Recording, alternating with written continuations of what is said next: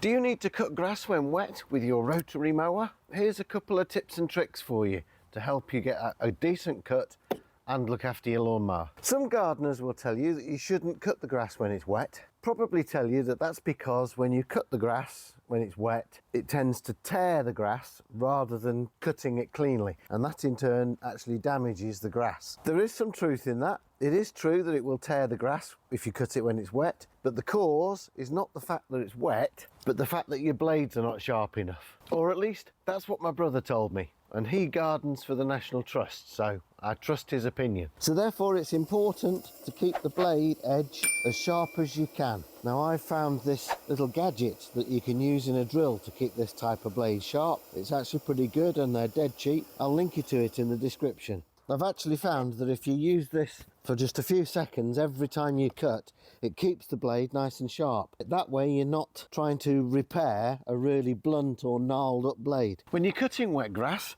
you'll find that the cut wet grass clumps up on the underside of the lawnmower, causes the lawnmower to struggle to cut, and also causes it to struggle to blow the grass cuttings into the grass box. So stop regularly and use a suitable implement to clear the grass from the underside. I find a wooden kitchen spatula to be a really good tool for this.